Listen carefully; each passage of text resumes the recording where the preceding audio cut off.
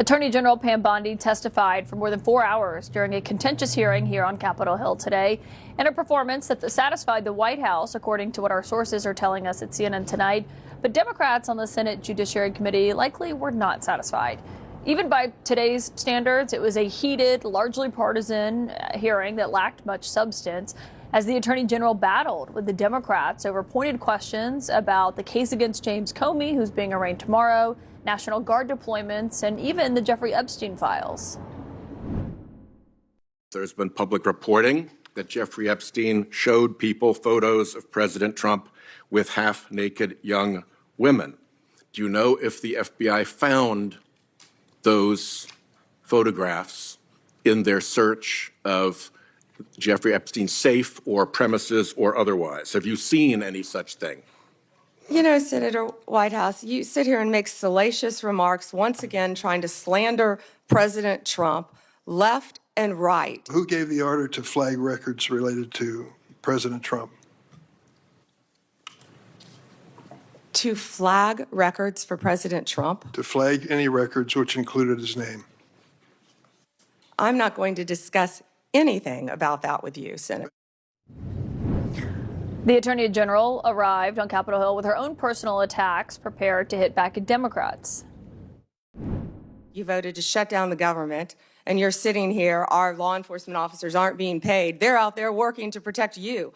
I wish you loved Chicago as much as you hate President Trump. You were also on video outside the White House protesting with a group called CASA, where Antifa members were. Does that mean you're a member of Antifa? You know, Senator Schiff, if you worked for me, you would have been fired because you were censured by Congress for lying with your We can stipulate to... Senator Blumenthal, I cannot believe that you would accuse me of impropriety when you lied about your military service. I am you not lied. asking You admitted you lied to be accusing elected a U.S. senator.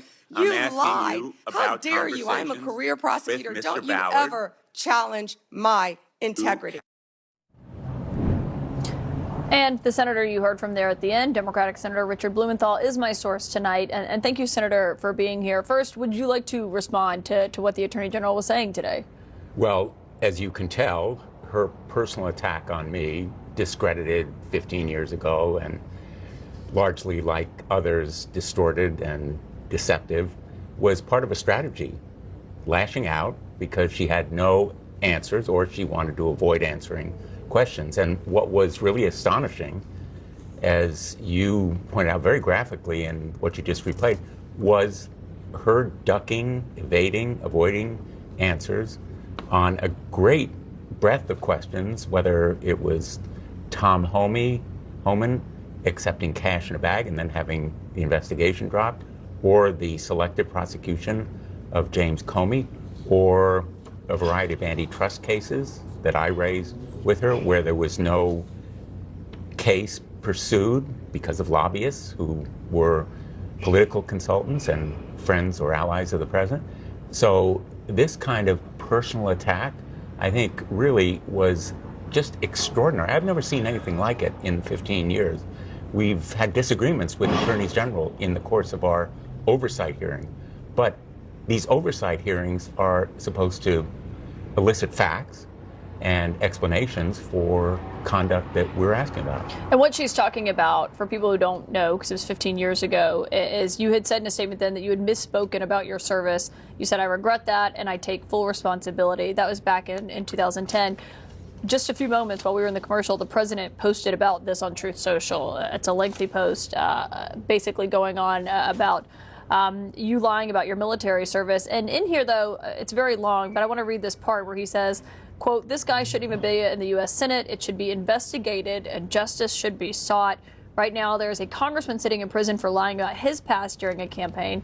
I think he's talking about George Santos there. But when the president is saying that this should be investigated and justice should be sought, what's your reaction to that? This allegation of 15 years ago has been really rejected by the voters of Connecticut 3 times, overwhelmingly re-electing me. But more to the point, I was honorably discharged as a sergeant from the United States Marine Corps. I served in the reserves, and I referred to my service in Vietnam on a handful, just a couple of occasions, rather than during Vietnam. So I have served on the Armed Services Committee for these 15 years, as well as the Veterans Affairs Committee now as a ranking member. And I work and fight for veterans and for the strongest, greatest military in the history of the world, and I'm going to continue to do it. Do you have any concerns about what the president is saying should happen? Or? Well, not about what he is saying, except that it is just so completely deceptive and distorted. I've seen the ex post, and it really is absurd.